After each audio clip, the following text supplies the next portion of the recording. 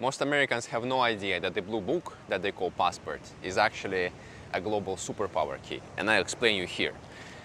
You see, when you have an American passport, you're actually blessed because you have the passport of the only real country in the world, the country that is the best country, okay?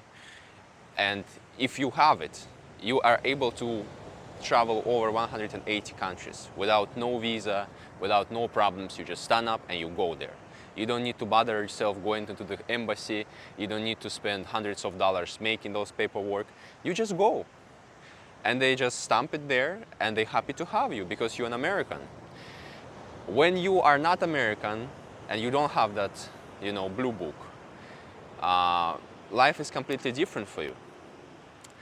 For example, in the shithole that I've been born, to get out from there, anywhere, any country that's worth visiting, you actually have to waste like a lot of money. And I'm saying wasting it because you're not guaranteed to get it. They're most likely going to deny it because you're from the shithole, right? And only the countries that are, nobody going to, and those countries that are happy to see whoever else is gonna go there, like they don't care who's going there, they're happy to see anyone. Those countries you are allowed to go without no problem. You can just go there. And I think about 130 countries, like Mongolia, like, I don't know, middle of nowhere, blah, blah, blah, look at the waves behind me. Those type of countries, usually you're allowed to go. If you need to go to any normal country, anything that considers not the third world country, you have to go through the process. That is expensive for the people who have, different passports, and they have a very, very low chance that they're actually going to get it. So when you're American, you can travel. You can travel without no problems. You can travel easy. You can travel anywhere you want. And matter of fact, if you're gonna have problems in any country with your American passport, your embassy, your government is actually going, to come and rescue you and help you. Whenever you go to other countries, most of the times, the best building they have is the American embassy. So the best building out of everything that is standing there, most expensive, most beautiful, most modern building would be an American embassy, okay? And a lot of countries are like that. And when you're there and you're an American and you have problems, you kind of know that you're secured. The second you get to the, American embassy, you're good. You're gonna be taken care of, your government going to take care of you and help you. This is completely different story for the other governments, for example. Like if you are from the other country and you're going somewhere and you have problems there, you own your own body, you have to do your best to figure out what to do.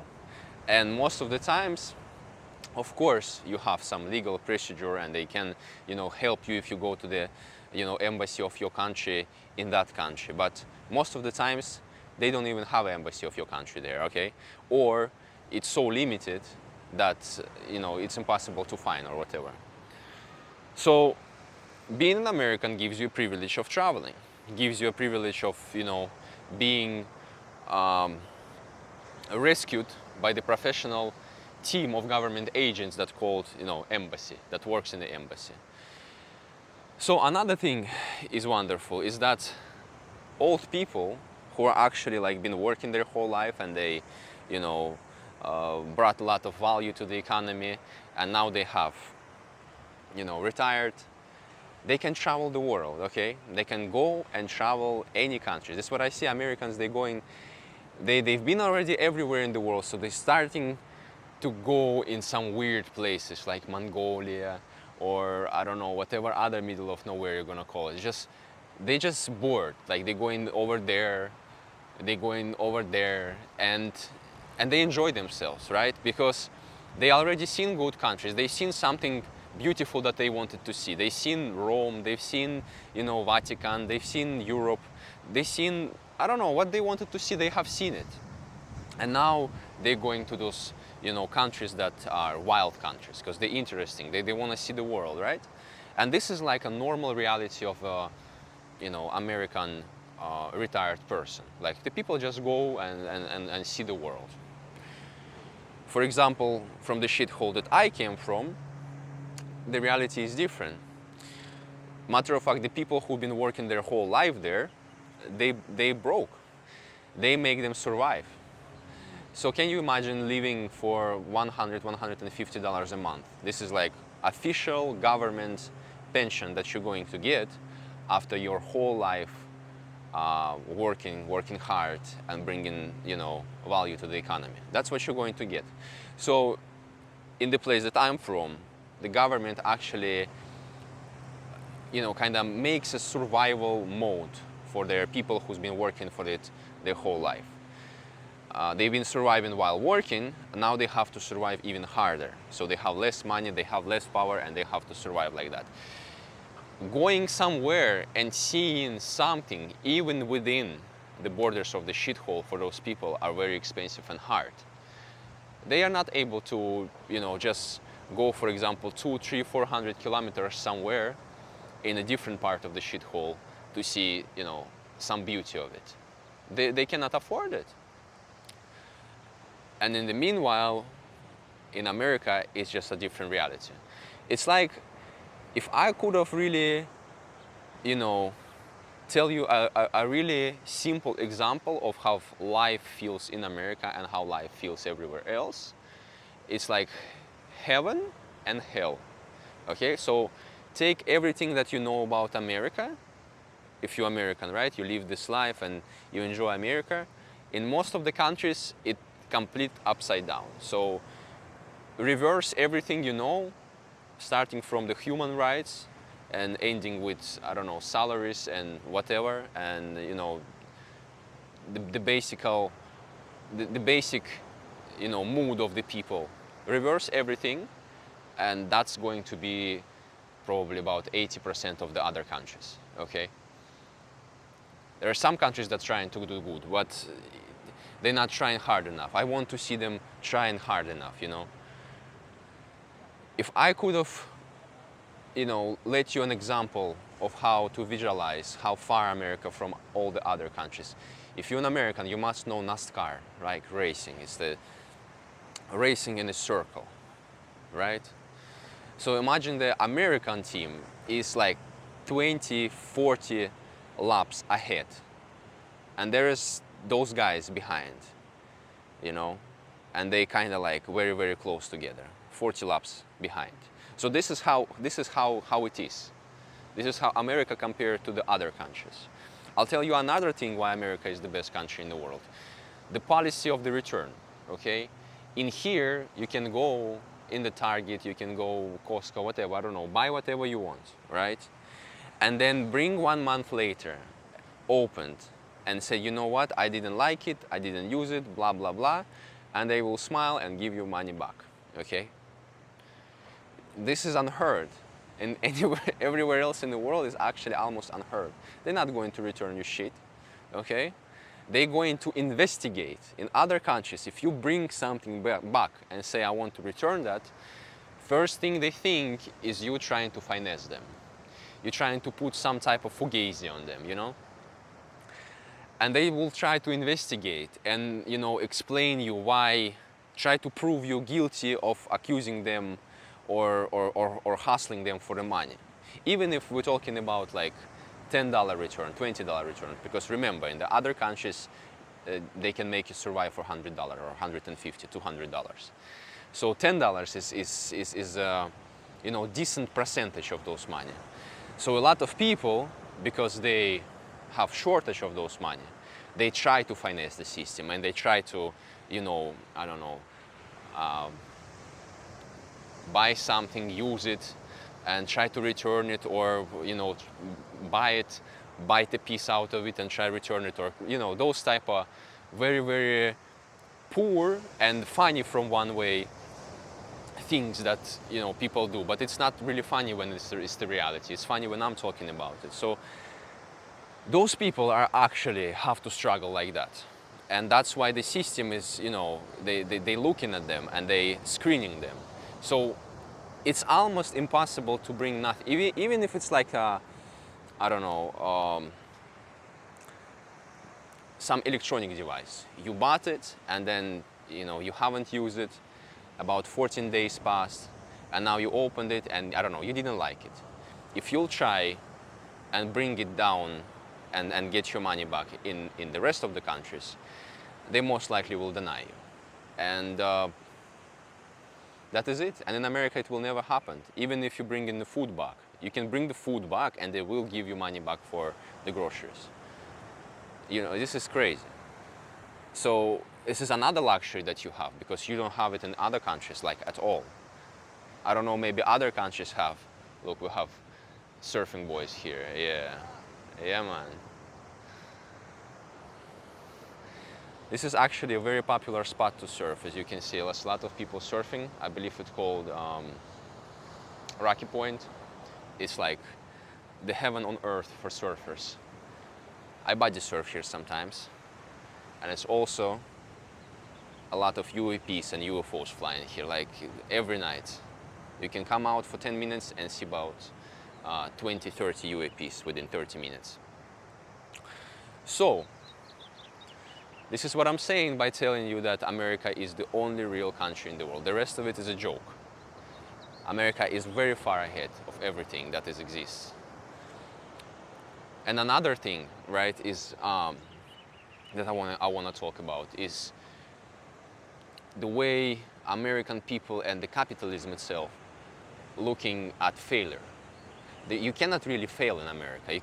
You can fail, but then if you don't settle on your failure, you're not really a failure. Everybody come back from you, you know? They're expecting it. They want to see you back in the game. Institutions, government institutions want to see you back in the game. Your people want to see you back in the game. Your family wants to see you back in the game. In the rest of the countries, from the shithole that I came from, if you failed once, like they want you keep there. You know, they don't want you to be out of there. Like if you failed even once, they're going to tell you, even your family, everybody, they're going to do everything they can to keep you down, so you never stand up. That's what it's like a cultural thing. Here, if you failed, you can still go to the bank. You know, you can build certain stuff. You need to build it, but then you go back to the bank, and the bank looks at it. Okay, he failed once, or she failed once, but now she has an experience, right? So now we can, finance or whatever, it's other business, so they have an experience. So they see it like it's an experience. Other countries are different. You know, if you lost, you lost. And it's like, that saying of the buckets of the crab. And it's tough when the ops is your family, actually. They are your ops. Growing up, right, I actually had to keep quiet because if you make sense in the country that I came from, if you make common sense, if you have common sense and you talk common sense, it actually makes people angry because they have to bullshit themselves so hard into believing whatever the narrative being pushed that when you sound common sense, it's dangerous. So I had to just sit down, at the family gatherings, or whatever, whenever we would link up with the family, right? Or even with my father and mother by the table. And they talking shit, like the things that not making sense, like it's not the reality, it's not how it works. And even a child can understand that, right? But if you start saying common sense, everybody gets angry. Because the government pushing an illusion, and if you not believing that illusion is dangerous for you, okay? So everybody gets angry when you're trying to prove different, and everybody who's trying to prove different, they lock them up or whatever. So it's not really, serving you well in the rest of the countries. The common sense doesn't serve you well in the other countries. However, in America, it's different. This country is about common sense. If it makes sense, it makes money and people move and they do stuff and they do great things and they build a great country with the human rights. You guys have human rights. I don't know if I ever gonna be, gonna stop be fascinating by human rights. This is amazing. Human rights are amazing. It's the luxury that 90% of the world don't have. They just do not have it, It's just impossible there. I don't know if you've seen some guy from Africa, maybe it's Uganda or one of those countries, and it's like a politician, and he says, I can guarantee the freedom of the speech, but I cannot guarantee freedom after the speech. And that's the reality. Let's say you right here, you don't like, how the government do something. You go and complain and make a video, or I don't know, write a post, or go and protest against something. Nobody puts you in a jail. Nobody beats the shit out of you. Nobody try to, exterminate your family and stuff like that. So this is what I'm saying by luxury. It is a luxury. Because in the other countries, I don't know if you know about China, but I think in the 80s, Chinese people tried to protest. Like there was a lot of people, like hundreds of people, even thousands that came out on the street and they were protesting, I think, against communism and all this bullshit. And China just shot them with guns, dead. Hundreds of dead people were there. And then since then, nobody protesting there. And this is it. Like, America is about living, it's about life. The rest of the world is just like PvP servers. People are trying to kill each other, they're trying to loot something. It's like they live in the medieval age still, where they have to run around and chop each other with machetes or swords or shooting each other. And here people are about prosperity. Living in America makes you want to create a family, makes you want to succeed. Living in the other countries, especially from the country that I came from, you have to convince yourself to go some more, right? Actually, the suicide rate is one of the highest rates. I think it's China, Russia, and some couple other more communistic bullshit countries. One of the highest suicide rates ever. Why? Because nobody wants to live there. Like it's awful. All right. So people they just can't make it, and they take their life. I know that this is a problem for America too. There are people also that take their life, but I think if you've been born in America, you've been blessed big time. And if you've been blessed big time, just utilize what you have. Whatever you want to do, you want to go travel. You have 180 plus countries that you can go. You don't even need to, you buy a ticket and you go, And you don't even need to think that there's, visa. And most of the countries that you need visa, when you come to the airport, they can give you visa right there. So it's not a problem. For everybody else, I think the second country that is also almost as good, the passport, as powerful almost as American, is the Japanese. But the Japanese passport, you can only have Japanese passport or nothing, or you're not gonna have it. So if you have two passports, you cannot have another passport as Japanese. It's either Japanese or nothing else. And America allows for the dual citizenship. You can have American passport and you can have any other passport, which is great. And I know you people complain about taxes and shit, but I think you really should, look at it from a different ways, because I told you before that Uncle Sam is here and he takes his cut. And look at it as a partnership, because the amount of the opportunities you have here, all the money in the world is here. It's literally over 30% of the all money are right here in America. So if you want to make money, this is the place. Pay a cut to Uncle Sam. Plus there is smart ways to minimize those payments. And everyone who complains there is not enough money for them and they blah blah blah and they poor, just become wealthy. What's your problem? You know? Go and learn how money works and use it and make money. It's not so hard. It's America. If people get rich in the other countries, you know, rich, you know, for their standards, you can get pretty wealthy here, even if you are a poor person. I told them about this already. Even if you're a poor person considering in America, you're still kind of like the richest poor person of the world. And I actually got a lot of, you know, a lot of people were kind of like going crazy and when I said that some American homeless people live better lives than, for example, middle class in Russia. And they were like, no, middle class in Russia, they have roofs over their head, they have food.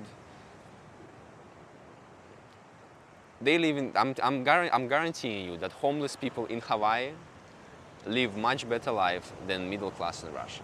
I'm guaranteeing you that. I'm from Russia, I've been there, I've seen it. You know, the life of the middle class is not really different from the homeless person, except that you have a very ugly, you know, flat that you're living in and you'd rather be, you know, on the streets, to be honest. And it's awful there, I'm telling you. It's very awful there. So everybody who hates America, go fuck yourself.